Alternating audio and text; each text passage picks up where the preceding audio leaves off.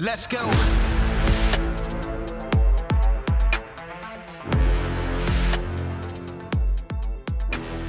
Welcome to Citizen. We got a very special guest today, Todd Erlich. I don't think you've ever been on any of our shows before, which is kind of weird, but here we are. Yeah, no, I haven't. It's great to be here. Thank you. And you're in Buckhead, just north. You're close to the Braves Stadium, which I'm jealous of because I'm a huge Braves fan. Actually, almost everybody in this office is. I love it up there. It used to be nice. I'm not entirely sure why they moved the stadium up there. I mean, I get some of the points, but it was nice to be able to stay downtown and then walk over to the stadium. But I guess it's driving is better than getting shot or stabbed. So, I think the decision was based on where their thickest fan base was, and it was Northwest Atlanta. That whole portion of the community was it's a big baseball community, so I think they just got a lot more foot traffic. It was a huge success. Probably, I mean, I don't know much about real estate, but that place is just crushing it. Where when you walked out of the old Brave Stadium, it was a ghost town after a game. Where this is like a whole thriving area now. So that's the new thing. Yeah, cities are kind of building metroplexes around professional sports stadiums now to keep people there longer and get more revenue and such. I mean, it's a good plan. So you're a former Navy SEAL. Well, let's skip this. You just tell me your background. Give me your biography right quick. Yeah, sure. Dropped out of college to become a Navy SEAL. Like a lot of guys, got that for whatever reason to get in. You kind of realize military isn't quite your thing. So I decided to get out very early in my career. And it's people always talk about not having a regret, but that was like a huge regret. I did not want to get out, but it was the right choice for me. So anyway, I got out, ended up moving back home to Connecticut / New York area. Ended up working for a bunch of different really great businesses. Ended up having a mentor in business for about 7 years, who's a very successful multi-time founder / billionaire. He took me under his wing, taught me a lot, and got a CEO job down here in Atlanta. And so, by the way, I was in the SEALs in the 90s. So it's like I'm 50, right? So it's been a minute. So around that time, about when I got down here, the global war on terror was in full effect. I was running a small software / services company, and decided I needed to do something to give back. And I didn't really have my own personal capital. So I came up with this concept of creating a sustainable giving platform. And that became Killcliff. So we've now given over $1 million to Navy SEAL Foundation. And then I founded or ran a few other companies over the years, and I've sold 2 of them. And now I run a venture studio in Atlanta called Rule One Ventures. We're really focused on building profitable ventures as opposed to kind of more venture, like, hey, we're going to lose money and grow at any cost type ventures. So right. And what's I guess from a strategic standpoint, or when you're evaluating somebody's business before you invest, what are the differences you see there? Like, what's the difference between something that seems like it's going to bleed money for a while and something that's what are the key KPIs, I guess, that you look for? Yeah. So we're usually looking at, is the business plan realistic? You'd be, or is there a business? We look at ideas and ideas to product. We usually try to stay away from things that are fully going concerns, but we're here to help founders build companies into real companies. So the main aperture that we're trying to fit a decision through is, can this business become profitable based on its unit economics and the market that exists in 12 to 24 months? And so that's usually a yes or no question. It doesn't have to make it, but the question is, can it make it? And if it can make it, then we'll take a deeper look at that. We don't want to run businesses for over 24 months that don't make money. Mm-hmm. Now, some of them are just not going to get there in that period of time. Some will get there faster. So that's the main aperture. Then it's kind of like we do a lot of psychological testing on the founders, and so we're like, is the founder somebody who's going to be able to take some direction and want to work as part of a team in order to build this company? Because we consider ourselves co-founders in these Mm-hmm. businesses, and if the answer is no, then we just pass, right? Sure. Like we need people we can work with. We kind of have Killcliff. We had a no asshole policy Mm-hmm. for a long time, and until we took some investor money, and they kind of changed that. But we kind of reinstated that here, and so we won't even invest in somebody that we even get a whiff of they might be an asshole. Okay. Yeah, that's probably a good policy. I like it. It makes work a lot more fun. Yeah, certainly. So tell me about you kind of touched on it for a moment there, but tell me about the formation of Killcliff in the beginning. Yeah, so it's a really interesting story. I I wanted to make a beverage. One was for personal need, right? And the personal need was, hey, I want something that's like got quote unquote recovery effects I'm looking for, um, but it doesn't like have the sugar that or the caffeine, the sugar that a Gatorade has or the caffeine that a Red Bull has. And I kind of thought about it like, what would a seal want? And so a seal would want like something that's maybe a little analgesic, meaning it reduces Mm-hmm. inflammation, and with a little kick of caffeine, but not enough to make you jittery or jumpy or anything like that. So that was the concept of the original recovery formula. I made it. It's funny. Like when I started, I probably emailed like 50 people trying to get like flavors made and everything, and not one person responded. Hmm. I made a bunch of phone calls who nobody called me back, nobody responded, and that was kind of like it was probably a forewarning of how difficult that industry was going to be. But ultimately, I found a guy by reading one of the trade magazines who had built a soda business, a kid's soda business here in Atlanta. I took him to lunch. I picked his brain. He gave me a bunch of information on how he did things, and I used all those resources, and I still use those resources today. So it worked out well. And what about so you said one of the reasons you started the company in the first place was to generate revenue for donation purposes, I guess. Um, Yep. how when you approached well, let me ask you this first. Did you get capital from somewhere in the beginning, or did you self-fund everything? And once you started getting capital, what did that look like with the I guess with the if you're trying to take a business to profitability in 2 years, centering it around the donation part isn't necessarily that attractive to some VC firms, especially. They're not Yeah. huge Yeah. fans of that stuff. I mean, they like the press when they can get it, but as far as the commitment goes, it's mostly about the ones and zeros, right? Yeah, for sure. Yeah. I came up with a business plan. I actually wrote this really long business plan. It was, 50 pages. I don't do that anymore. It's a total waste of time and Mm-hmm. energy. But wrote this whole business plan on the market, got to know it a little bit. And I first started working on it was like 2007, 2008. And I had three investors lined up. I had put about $100,000 of my own money into building the business and getting a product and all that stuff. And they all like during the downturn in 2008, they all backed away. So I kind of put everything on the shelf for a while.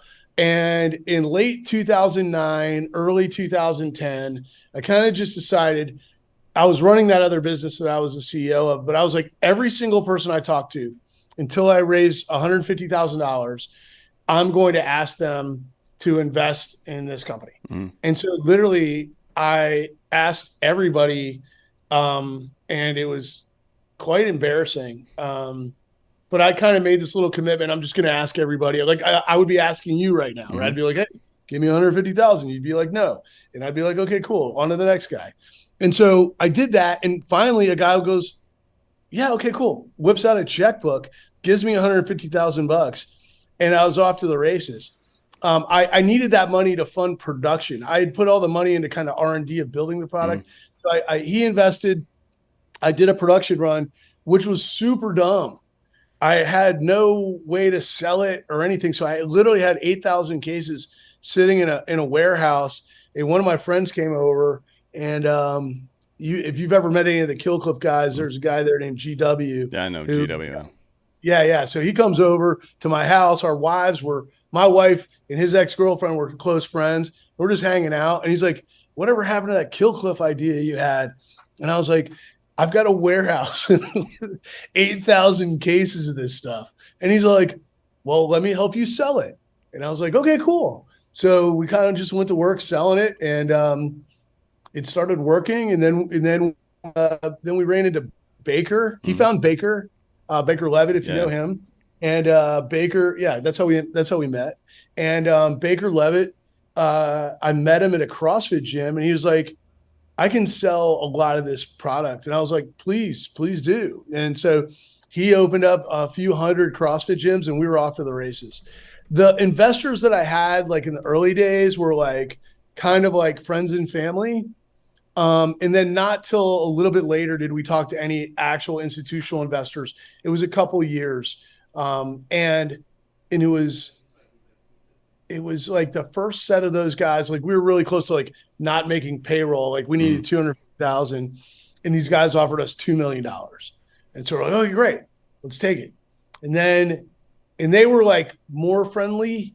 And then some like real institutional guys came in, and they were really, really, really, really difficult. Well, they were very nice before they invested, but then they invested several million more. And then we became kind of a venture backed business. And I will never do that again. Why not? Just out of curiosity. I mean, I know the reason I wouldn't, but just from your perspective. Well, at the time, it we were growing really fast. We had, internally inside the business, we had a great team. Everybody was having a good time. We were making mistakes, but they were small mistakes. Um, these guys came in, they're like, hey, you need to do these 10 things. We've seen this movie. Literally, they said this. We've seen this movie 14 times. You've got to do these things. And in order to be successful. And we're like, we don't think that's what success looks like, or that's the path to get there.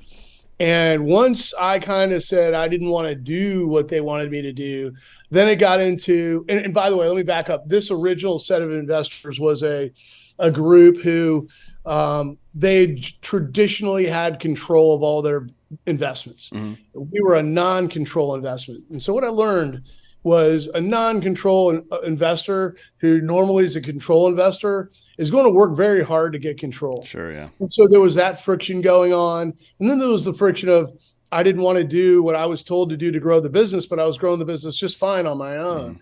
And then, it was like, hey, in order, look like a real, business, you got to hire this person, this person, this person. And so you end up hiring a lot of people that aren't adding a ton of value. Right. So the true value in that business was coming from the core team. Yeah. And Yeah, so I feel like a lot of those hires are just resumes and Rolodexes that you're bringing on board, but that's kind of an old way of thinking about growing a business, isn't it? absolutely. Yeah, I mean, listen, it's a non-operator's way of growing a business, right? Now you have to like when the team just isn't ready for that yet. And one of the main components of all these types of investments that people get really wrong, and this was where I was incredibly naive at the time, was I think we were the ninth investment in their second fund, right? So normally a group like that's going to have maybe 10 or 15 investments or something like that. And they have an investment period of 5 years when they have to make all those investments by. So they were at the end of the 5 years. Mm. So that means they had 5 years to get out of the position. So they're going to put the pedal to the metal. There's all this time torsion that comes into play. And as that pressure builds up, all the pressure goes on the founder and the business to grow as fast as possible. Part of that is so the VC can put money to work so they can make fees on it. Mm-hmm. Part of it is so they can ridiculously accelerate your need for capital so they get more and more of the business, right? So So basically, that was naive of me. It was a mistake. We shouldn't have taken that money. In fact, the 2 months before we took the money, we were profitable.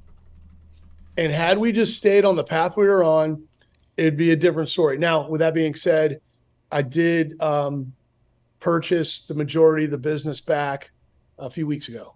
So it's a good story. Mm, At the end of the story, 7 years later, I'm just hanging around the hoop the whole time. And finally, somebody passes me the ball and I got it. sure, yeah. Do you feel like that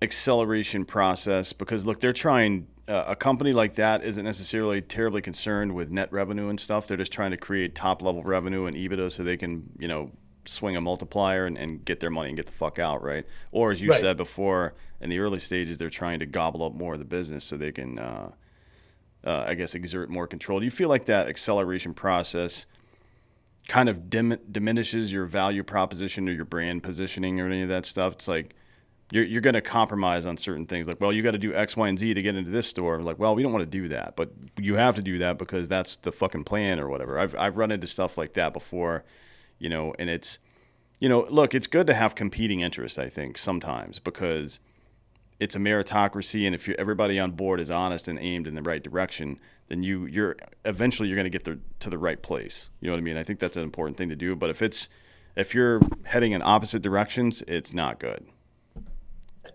Yeah. I mean, let me kind of say a couple things on that. One, when you got a guy like me who's a former team guy, team guys are, it's a self-selection process, Mm. right? Like you become a SEAL because you want to serve your country in a special way and you're willing to do anything that it takes in order to accomplish the mission.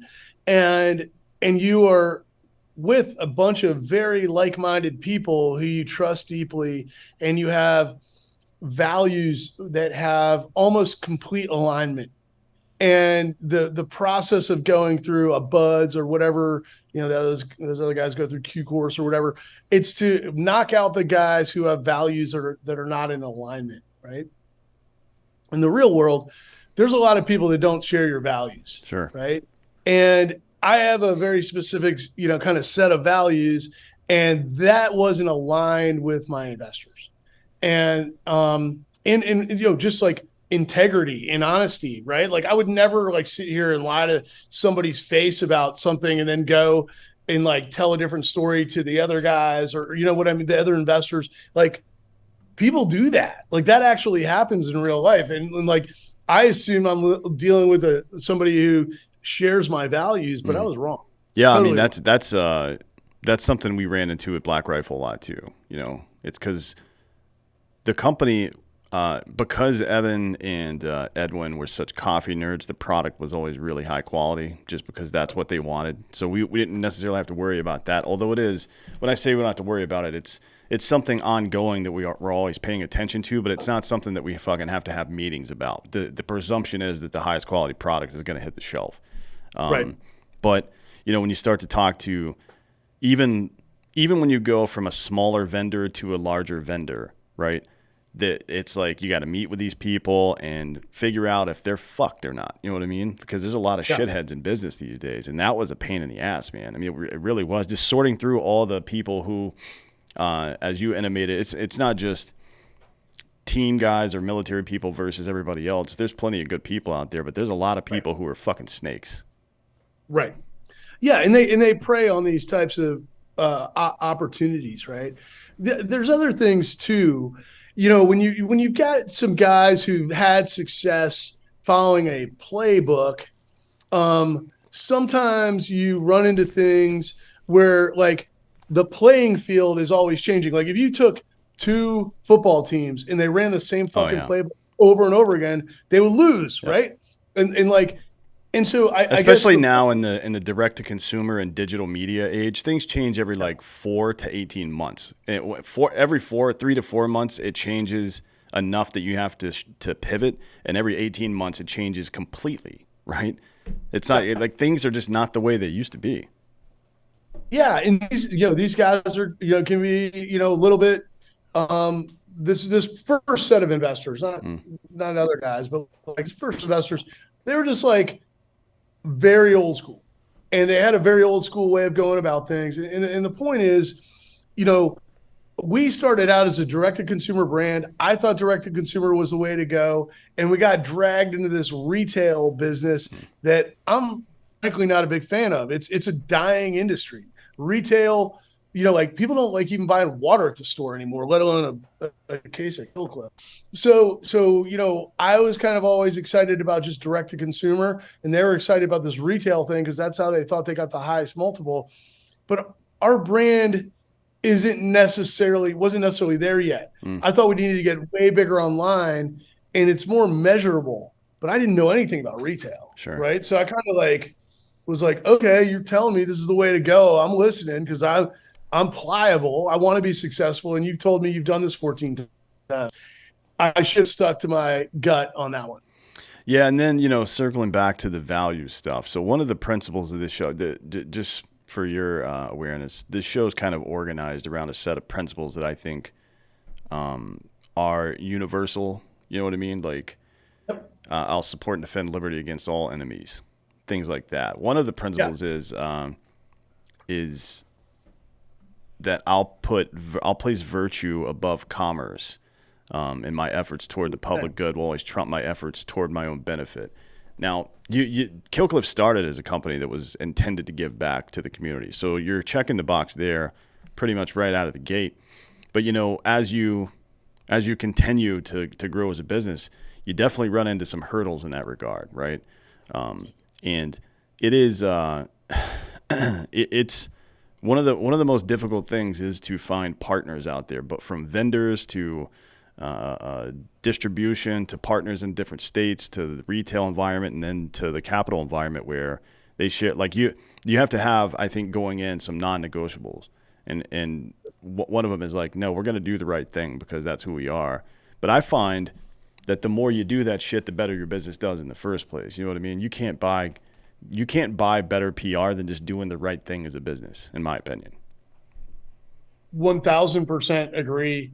I actually highlighted that as one of the citizen Mm, podcast, citizens podcast, kind of virtues that I would, I identify with. That's always been my thing. I'm like, I had like, I just want to do the right thing by our customers and by our team. In fact, when the opportunity came to buy the majority of Killcliff back, I had moved on to bigger and better things, and but the mission of my community, of the Navy SEAL community, like I feel incredibly strongly about. And I was like, I felt like some of the investors who had gotten involved had really kind of wanted to rent the Trident mm, more than be true to the community. And so I was like, okay, I can right some wrongs here.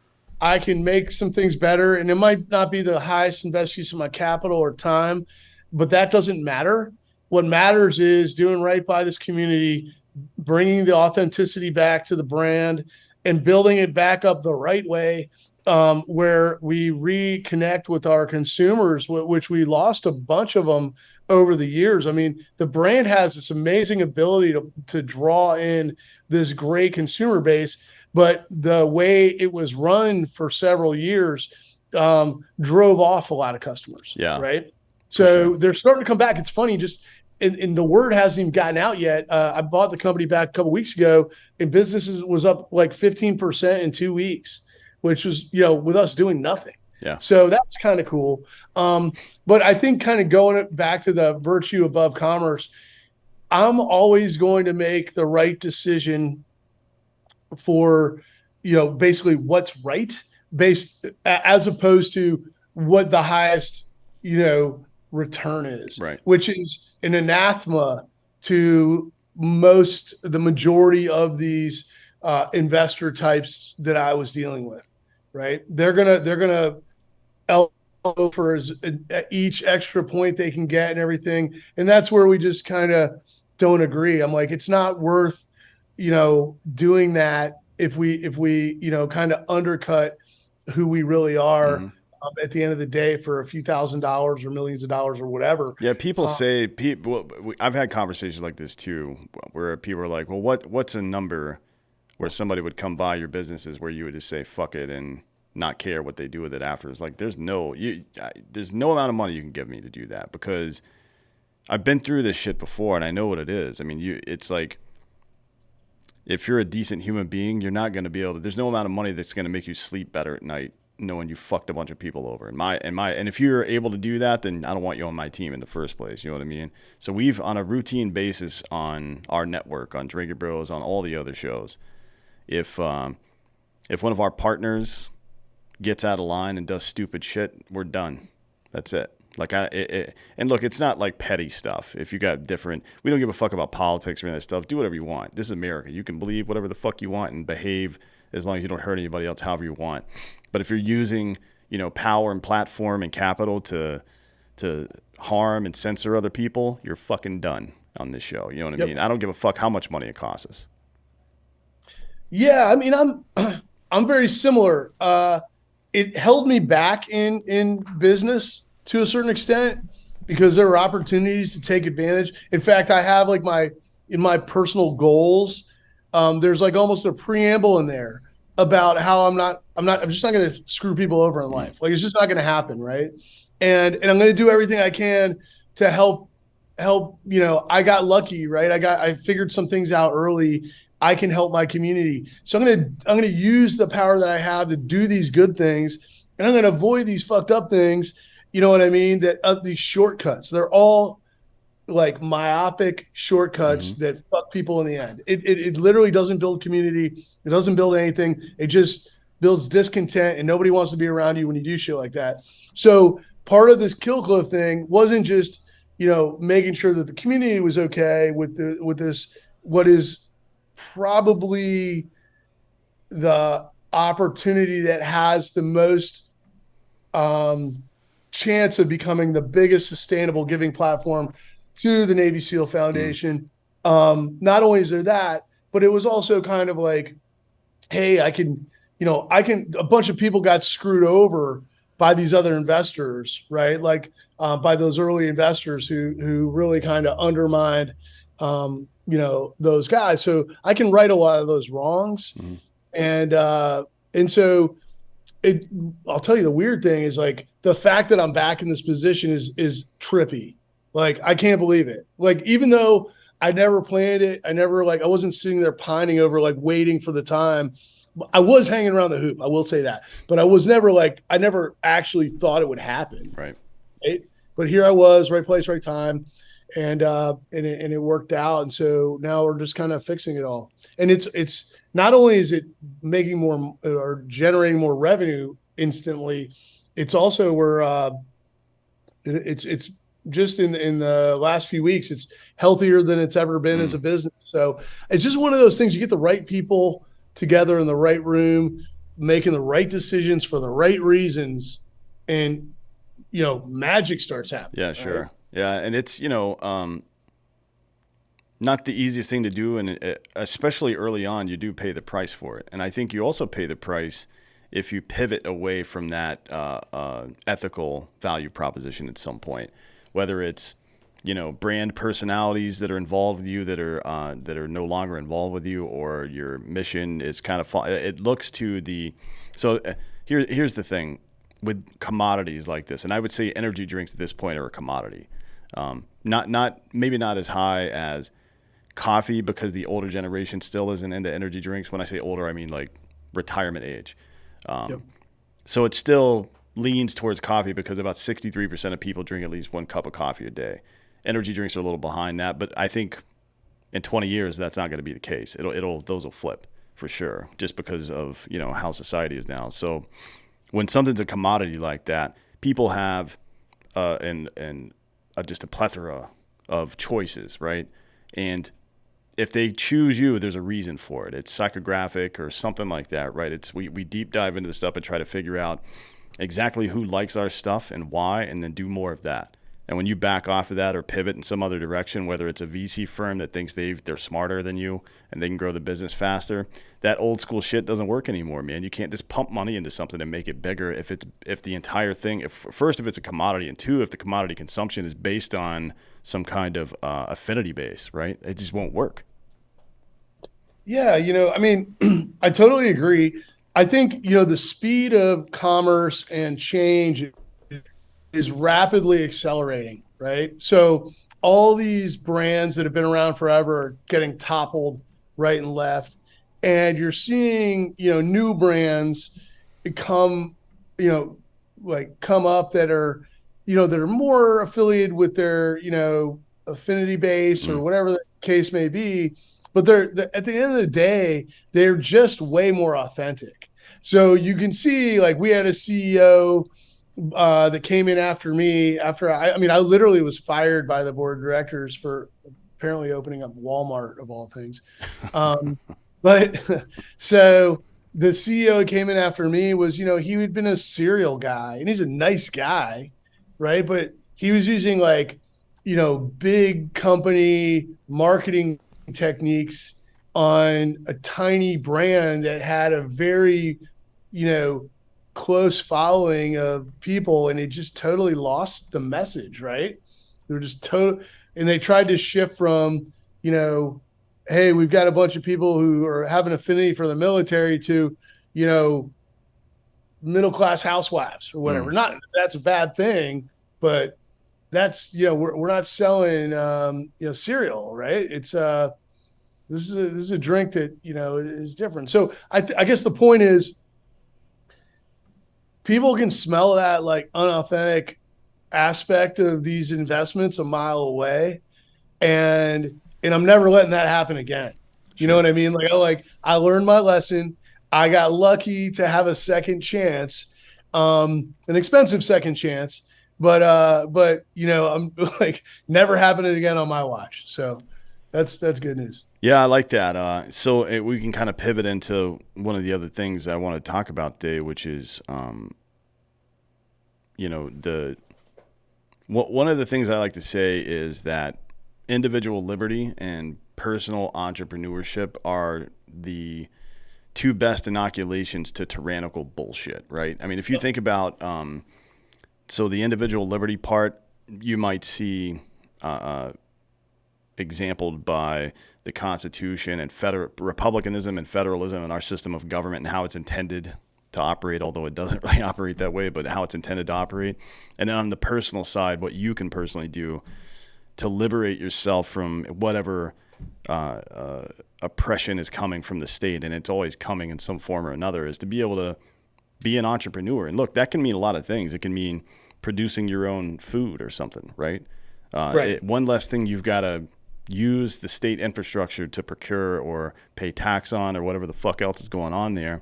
And but a big one is starting small businesses. And we are in a creator economy now. It is, I wouldn't say easier to start a business than ever, but there's certainly a lot more resources now to start a It is business. easier. And it, It's it, way it is if you know what you're doing, but the barrier to entry on information is still super high for people. It's because there's so many fucking snake oil salesmen and hucksters out there like, oh, here's 5 things you can do to start a successful business. Like, no, that's not at all how it goes. But so I wonder from your perspective, your take on entrepreneurship and kind of how it dovetails into that individual liberty.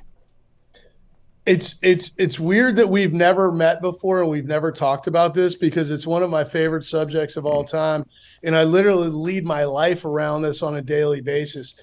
I believe that entrepreneurship is the biggest gift that you can give a person, right? And so my venture studio is set up to help founders build companies, Mm-hmm. right? Like, so we help them build. Now we might, we can kind of build anything we want, but the point is somebody walks in, they're like, I don't know how to build a company, but I have this idea. And basically it was built so like 18 years ago, Todd, when I started my first company, had the help that I needed to build because I didn't know what the hell I was doing, Mm-hmm. right? So that's what the studio does. But the way I look at When it, you say and the what studio, my you mean Rule One, like Rule One your Venture, yeah, company. Okay. yeah, my venture studio. Yep. So, but the point I'm making is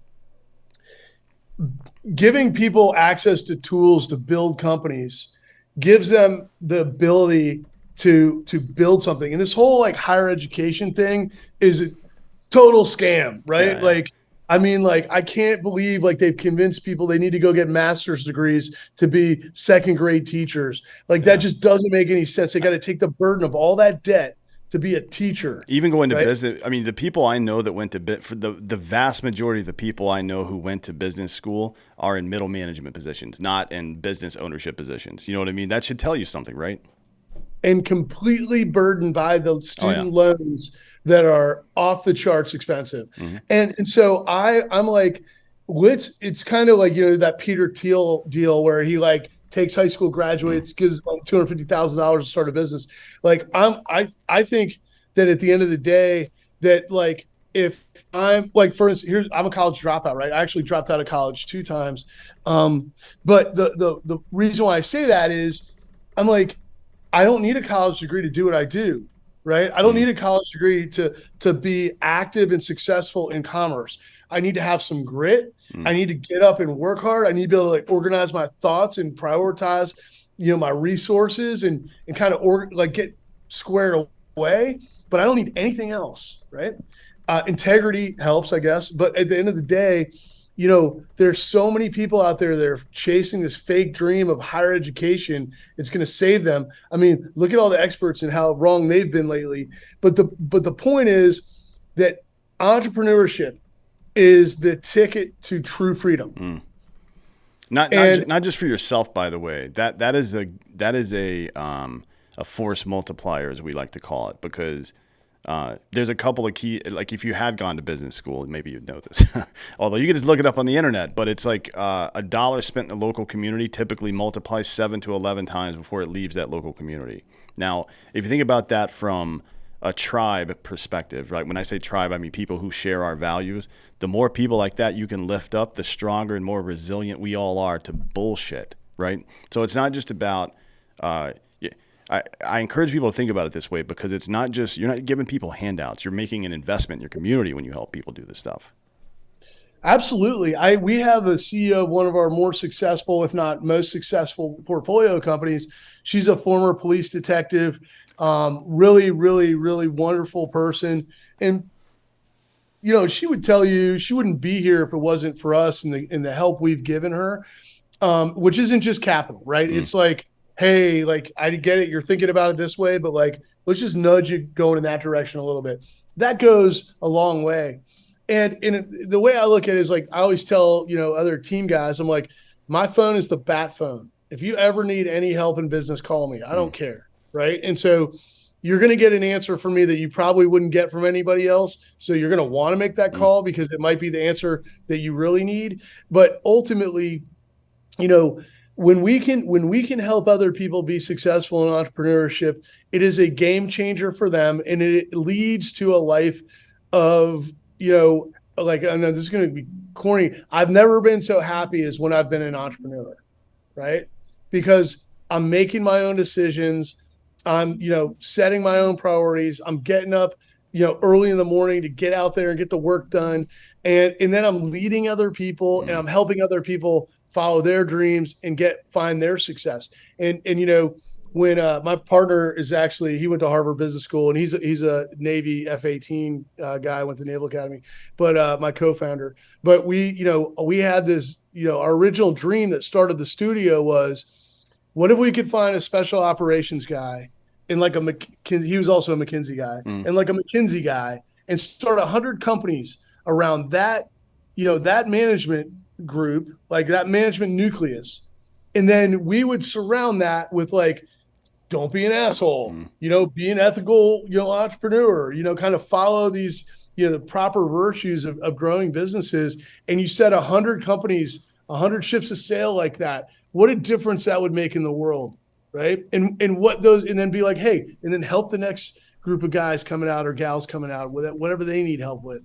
And I'm not trying to sound like I'm complaining, but I had a very difficult time getting going. It Mm. was very, very Well, tough. it's I got traction, right? I mean that's what you should. Have you read that book, Traction? It's pretty oh, of good. course. Yeah, Oh I yeah. mean, if We, you're out we if you're rocked out it there and out. you're thinking about starting a business, read that. Read the book Traction. Don't Read the book Traction and read Principles by Ray Dalio. That'll be two of the best books you read. But yeah, it's getting started in the beginning, getting that stone moving, as he likes to say, is really difficult. I mean, even if you're coming in fucking better prepared than anybody else, it's still not easy to do it. Yeah, you'd be amazed. It's like there's people that you think would help, you think would pitch in, Mm. and they don't. You know what I mean? It's a very lonely track to start off on. And then when you kind of get some momentum, you get going, then everybody wants to help out and Oh all that yeah. stuff. That's great. But there's a very early little crucible that you go through that is incredibly painful, and it makes you doubt everything. Right. And I went through that for a long time. I definitely, not the smartest entrepreneur in the world, not the most successful guy, but like tenacity, it was my friend. But at the end of the day, it's hard. And I would always be like, I'm sitting across from the table from a guy who could easily help me out, Mm. but he's not. He's decided he's not going to help me out. Um, and I don't know why. I really don't. I didn't know. Like, it's happened hundreds of times, and that's fine. I'm just going to keep going. It becomes a numbers game, right? Sure. Yeah. But I try to find a way to help all the time, which maybe that's too big of a burden. Maybe that's too much to bite off. But like, fuck it. Mm. Fuck it. Like, just help people. What the fuck Like, else are you gonna do? well, I mean, a lot of guys are just like, they're going to go do whatever the fuck they do, and they're not going to help anybody. They're very self-centered, and that's fine. But like, if like, here's the thing where I didn't see this coming, but like, I'm glad that I decided to be more helpful. Right. So for what it's worth, that CEO I just mentioned, she was introduced to me by a guy who came and asked me for help. And I had really nothing for him, but I was like, how can I help this guy? Mm. And I helped him with something, and he brought me that deal. And it's like that concept of like, just put good stuff into the universe and good stuff comes back. So I always try to go that extra step to help people out. And it blows my mind how much, positive stuff it brings. And I'm not doing it. Like, it's not a quid pro quo. I'm just helping. No, Right. no strings attached. Well, what about Right? the inverse of that? Those people that you know were disinterested or dismissive early on. Do you keep score and don't work with them later, or how do you handle that? Yeah, it's a great question. Are you familiar with game theory? Yep. So the most successful form of game theory is forgiving tit for tat. Right. So I have a very forgiving mindset when it comes to that stuff. Even some of the guys that have really screwed me over in business, I'll sit down with them today and have a talk. But for the most part, I'm, very careful. But I think, I think sometimes people are a little bit on autopilot, right? Mm-hmm. So I've had people come to me and be like, why didn't you ask me to invest in this business that's been so successful? And I'm like, oh, hold on a second. Let me show you on the calendar here. We go back 3 years. Yeah. We had lunch on this date, and I specifically asked you then. And they're like, oh, I don't remember. I'm like, of course you don't. You weren't thinking. Yeah. Yeah. You're just Yeah. like, oh, let me just blow Todd off right now. So I'm keeping track for sure, but I'm not like necessarily holding it against people. Sure. Yeah. It's forgiving, I mean, forgiving tit for tat. yeah. I mean, the more I guess if you want to call it this, although it's kind of old, the more modern version of game theory is Nash's equilibrium theory, right? So you're uh, the it presumes that there aren't going to be a whole lot of categories of one in business, and there aren't. There's Nike, there's Coke, but there aren't a lot, right? Yep. And there's a lot of money out there for everybody. You know what I mean? There's a lot of different people with a lot of different views on life and things like that. And you can carve yourself out a niche in pretty much any industry. So you don't have to. While you do have competitors in business, you don't because they're a competitor doesn't mean they're an enemy. That means they're Right. siphoning off a certain part of the market. So you can either have a better value proposition for that part of the market, or you just shift to a different part of the market. There's a lot of stuff going on there. But the like entrepreneurs, particularly at the low to medium level, not major publicly traded companies necessarily, but the low to medium size entrepreneurs working together is a pretty good idea. And holding grudges and being a dick to people, is not the best idea. You know what I mean? You can't take this shit personally. Sometimes the timing just doesn't work out. You know what I mean? Like, oh, I wasn't ready to do that then. So that's why I asked you that question. Yeah, I mean, I totally agree. B, I think, there some people get like super competitive Mm, in business, right? They'll never cooperate. They're too competitive. And that's fine. That doesn't mean I'm not friends with. I respect entrepreneurs. Like they're at the very top of my list of people I respect, right? Because I know how hard it is and I know how hard they work. If they're going to be super competitive, we can still be friendly. We don't have to do business mm, together, right?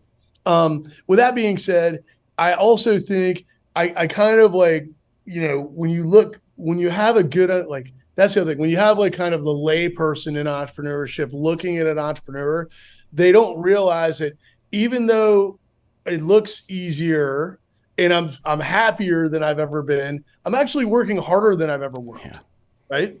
And I'm like, I'm responsible for everybody. So if I've got 100 people on the team and the average family is like 4 people, that's like 300 beds and, 100 houses. And you know what I mean? That's like a lot of responsibility when you think about it. That's like, 900 meals a day, right? Like that's like a lot of things to be responsible for. So the point is, entrepreneurs make it look easy, and that's what the layperson doesn't get sometimes. Sure. Is that we're embracing this because it's our journey that we're on, and we Mm. love it and all that stuff. But it's not easy. No. None of this is easy at No, all. it's definitely an investment in your own independence for sure, and it Yeah. comes at a price. I mean, so think about it this way: things change a lot when the customer becomes your boss. You know what I mean? So instead of having a regular job where you're concerned about your behavior or performance 9 to 5, now it's 24 hours a day, 7 days a week, forever. Right? That's just how it is. So it's and some people aren't really cut out for that. Some people want to drone around and just fucking put in some hours and then go home and have a retirement account, just fucking, and that's cool, man. If you want to do that, we need every kind of human being to make life functional. You know what I mean? It's just the way it is. So, I guess the old saying is, the world needs ditch diggers, but um, you know, World needs ditch diggers, yeah, Danny. yeah. But it's like, I feel like people who seek out shows like this, they're looking to do something better, not just for themselves, but because they feel like they have some kind of responsibility to their community or their family or the country or whatever it is to make everything a little bit better. And it's hard to argue that more small business owners serving their communities is bad, right? It's very clearly much better for a community. Yep, I totally agree. I mean, I think if you're like sitting here listening to this and you're unhappy in your life, right? Like and you're not an entrepreneur, I bet as painful as it could be, being an entrepreneur, you could build a lot of value for yourself in life by following a journey of entrepreneurship as opposed to showing up to work doing the 9 to 5 thing every day. It's liberating. For me, like I happen to be a little more creative than the average person. It's liberating from that perspective Hmm. where I use my creativity in business, and that feels great. Um, and I think for our nation, if you will, which is the greatest land of entrepreneurs in the history of entrepreneurship, with the ability to solve any problem now or in the future, through entrepreneurship. Um, I think like it's just like the most amazing opportunity. Like we have a partner who's also a Navy SEAL, and he's very focused on defense technology, right? And that's what he wants to do, and I'm like, heck yeah, dude, I can help you get there, and that makes him happy. Like he's happy doing that, and I think like ultimately like and I'll do anything, right? Like I don't have it doesn't have to be defense technology. It could be kill cliff. It could be Mm. whatever it might be. But ultimately, like I'm happiest when I'm creating new things and building new things, and then helping other people do it too. And I strongly encourage other people to do the same. If you feel that you have that in you, like not everybody has it, like you said, but It is a great gift. Yeah, and it's no I, drag on anybody that doesn't want to do that stuff. It is a lot of work, and there's a lot of. I mean, you're assuming most of the risk at that point. Like if you work at a software company and you're a developer or something like that, your risk is that the company goes under and you got to go find a new job. You know what I mean? right. But for me, like I was fortunate enough to have the military pay for all of my schooling, although I've never really used any of it in any real practical way. But I didn't have any debt or anything, so that was nice. But it's allowed me to have the ability to put my own time and money into multiple businesses, which I think is a gift in and of itself. But now we're getting to the point, like the media company is what it is. We use it for promotions and stuff like that, and it generates revenue. It's definitely in the green and has been since its inception. But we've got this hard seltzer company, and CPG goods are difficult, transportation and just establishing the product in the first place. And then alcohol obviously adds an extra twist onto that. I'm sure you guys deal with some of the regulatory shit with CBD. It's just a Yep. pain in the ass. And then going, state to state for distribution, stuff like that.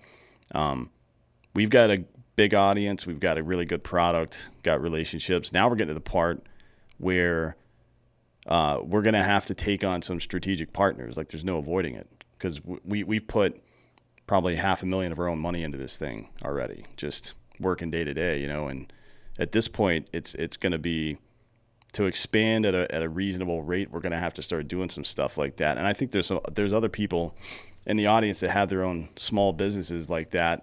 What advice do you have for that kind of scenario? Well, I mean, so the alcohol market, I know a lot about it. It's very difficult. It can be hugely rewarding. And those distributor relationships and everything you mentioned can be challenging to get because it's almost like you're starting the company like 50 times, like in Mm. every state. You know what I mean? And it's a giant pain in the ass, which is why non-alcoholic can be kind of nice. But people drink a lot of alcohol just like they drink a lot of coffee, Mm. right? So I think, depending on the complexity of the business, it's it's all in it's so the big risks in business are kind of partnership risk and kind of structural risk. Like, how do we structure this business? Do we win? Like, you can structure things right where you win, even if like it's not as good as you want it to be and all that stuff. So I think like kind of thinking through the go-to-market strategy on a again, alcohol is a whole different thing, but kind of thinking through what this is going to look like over the long term, and then looking at what the partnership options are, Mm. and then seeing if you can find the right partnership. And depending on the industry, there are certain partnerships that make more sense and certain ones that make less. But I know a little bit about alcohol, so that's some we could talk about later if you wanted to. Sure, yeah. But I think going back to the comment on risk, not trying like, yay, rah, rah people into building things, but the biggest risks are the ones you don't take. And I know that sounds so cliche, but I'm always blown away by people that are like, hey, we risked, this $100,000 and we're making, $20,000 a month now or whatever. And I'm like, man, that sounds like an amazing deal, right? Like you've like done incredibly well on $100,000 investment. The return on investment is astronomical compared to anything else, like in the stock market or whatever. So I always tell people, look at your entrepreneurial life as like a portfolio manager would look at their portfolio and determine, are you taking enough risk as an entrepreneur, and are you growing the things with a big upside fast enough or not? Sometimes it's the luck of the draw what industry you get into. Sometimes people get into an industry, they're just in a great industry that has like, software is great. Mm. Consumer products are great. They're also incredibly hard. So Sure. there's a level of complexity that comes with that. Otherwise, everybody would do it, right? But I think it's one of those things where one of the ways you can lay off some of that risk is by, maybe not overly like, if you were in the military, like, hey, like head on a swivel, like if you have like too much target fixation, you're going to get killed. I always tell people, like, listen, I was trained to be looking around for opportunities to make sure that I don't have any threats that I'm not aware of. And now I get into business, and all these MBA guys are like, hey, focus on this thing 100% all the time, blah, blah, blah. And it's usually other entrepreneurs that tell me that. And I'm like, hey, other entrepreneur, I'm like, how many businesses do you own? And they're like, 5. Why? I'm like, how much time do you spend on each business? Well, not much. I'm like, okay. But if you talk to really successful entrepreneurs, they own multiple businesses. Yeah, sure. Right? So there's a portfolio thing. So again, I think I would tell people, look at it as a portfolio, figure out the risk in your portfolio, put the time in where you need to build things and stabilize them, and then grow the things that are really, going to return the highest return on investment. Yeah, it makes a lot of sense, man. I mean, because it's, you know, it's easy. A lot of people will give you the generic advice, like you need an elaborate business plan with a cap table out to 5 years and all this stuff. Okay. Like, maybe. I mean, it depends on what you're doing, I guess. Maybe that's relevant, but to be honest, that's going to be the kind of offers you're going to get from a package like that are going to be the old thinking, slow moving kind of offers. And look, that might work for you. Maybe it does. But if you're in D2C and if your primary outreach with your audience is digital, I don't know that that's a good idea, right? Because typically what you'll find, if it's an old school kind of person, they are still, it's 2023. I run into this all the time. These people are still struggling to understand modern media and how it works. They don't understand fucking podcasts and stuff. Like, look, you get the market is so upside down. Television is still getting these massive CPMs on marketing deals, and they convert less than any other form of marketing that I'm aware of. But D2C marketing, I mean, just a podcast that has like 10,000 average downloads, that's 10,000 people that are way more invested in whatever's happening there than they would ever be on something passively watched on a television screen. And they get maybe a third of the CPM in the marketing world. It just doesn't. It still doesn't make any sense. It's because a lot of the big old dollars are controlled by people that don't know what the fuck they're doing still. Totally agree. Which creates the space for these smaller brands to build, right? Which, thank God, they're stupid. How did Bang is a good example of that. How did Bang get so big when Red Bull had dominated that market for decades, right? Bang came out of nowhere. Within 3 years, they were on par. You know what I mean? Monster and Red Bull had controlled that market for 25 years? Yeah, well, I mean, Monster and Red Bull had no social media game. Mm-hmm. I think there's so much, like, I could go on and on and on about this stuff, but I think, like, ultimately there's a plenty of space to get in the race, right? It's like it's a fascinating thing. I started a business with $15,000, got it to 57 million in revenue. It had a 3-point business plan. It was like I had just done the 50-point the 50-page Kill Cliff business plan, which I was still getting laughed out of boardrooms. And on this other business, I was like, I got $15,000 and enough time to put down 3 points on a bullet, on a PowerPoint. And I never raised any money for it and got to $57 million in revenue. Mm-hmm. So, like, the point is, all that superficial form over function shit doesn't matter, right? It's that underlying, is this a business that can get profitable? Am I running it in a profitable way? Are the underlying fundamentals of the business and the purpose and the kind of the authenticity of that business there or not? Mm-hmm. And if they are, and you got the grit to pull it off, you're going to pull it off, right? I mean, I spent a few years of my career working for a family office, working on private equity deals. Mm-hmm. And I ran across a bunch of incredibly super polished CEOs that were badasses. And then the other half of the guys were like unpolished guys who couldn't get a job anywhere else, like whatever, but they just got out of bed every morning and they grinded and they built a company that was worth, over $100 million. And there's hundreds of these guys out there. There are thousands of them, right? Yeah. And so my point is, all it takes are like some of these fundamental things to make things work. And you don't need a lot of money. $15,000 isn't a lot of money, right? I mean, it's not. But to turn, $15,000 into $57 million of revenue, on a 3-point business plan. Yeah. Like that's I can't boil it down any simpler than that. Yeah, there's thinkers and there's doers sometimes, right? Sometimes there's overlap, but I think that's good advice. Sometimes just because of all the things. Bias to action. What's that?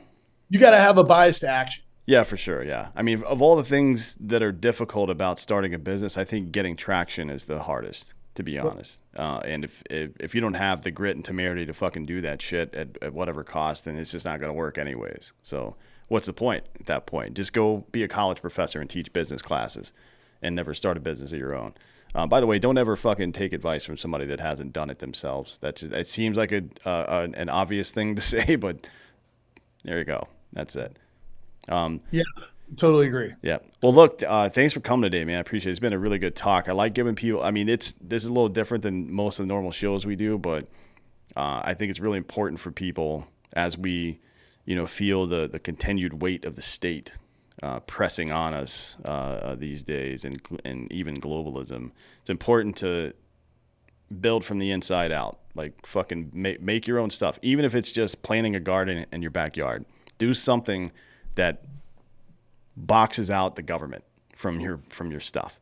You know what I mean? Just be a little less dependent every single day. I think it's a really important thing for people to do.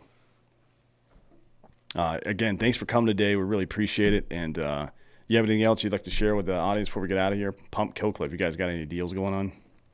I don't know if we have any deals, but we definitely, yeah, come to our website. We're slinging drinks. So yeah, appreciate it. And if there are any team guys out there that need anything, feel free to reach out. Cool. All right. Thanks for coming today, man. I really appreciate it. And I appreciate all of you for watching and listening. This has been Citizen.